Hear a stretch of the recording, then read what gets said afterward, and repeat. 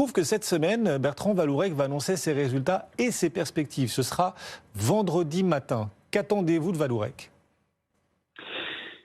Écoutez, on est sur un secteur déjà pour reprendre un petit peu de hauteur, secteur du pétrole qui est mal orienté en fait globalement, qui est baissier. Donc que ce soit à la fois les pétrolières intégrées ou les équipementiers, déjà l'affaire est compliquée. Donc au milieu de tout ça, Valourec est plutôt en train de se distinguer positivement. Donc de ce point de vue-là, c'est plutôt pour ceux qui seraient dessus ou qui seraient tentés d'aller dessus, c'est plutôt un bon indicateur.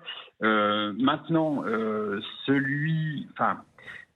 Trump aura une influence certaine sur le cours de Valourec puisque ça va dépendre de sa politique. Est-ce que, comme dans le premier mandat, il va partir bille en tête sur pétrole de schiste, gaz de schiste, et auquel cas Valourec pourrait en tirer quelques contrats ou globalement avoir une politique qui soit relativement neutre.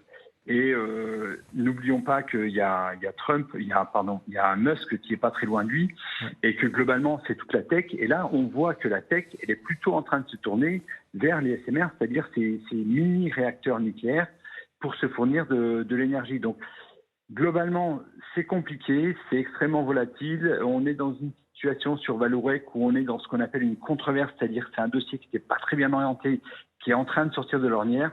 Donc objectivement, risk-reward très élevé, compliqué, à réserver aux plus avertis.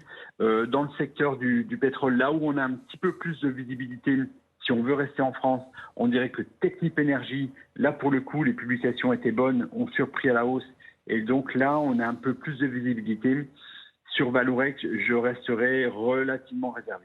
Sachant que d'autant plus, on est sur un type de titre qui a malheureusement ces dernières années assez régulièrement déçus, et donc du coup les investisseurs sont extrêmement exigeants. Rappelons-nous par exemple sur Philips, donc Philips dans la santé, donc rien à voir, mais qui avait eu des déboires énormes avec ses respirateurs artificiels, des amendes monstrueuses à payer. Là nous annonce ok, tout est fini au niveau des amendes cérébrales avec les États-Unis. Et à la première publication, nous annonce que patatras, la croissance qui était censée être entre 4 et 5 n'est qu'à 1, la sanction était immédiate. Donc en fait, vous voyez, c'est compliqué sur ce genre de titre qui est un passif à effacer. Se présenter actionnaire avant les résultats, c'est un gros risk-reward. Et objectivement, je pense qu'il y a des choses plus simples à faire dans le marché en ce moment que ça.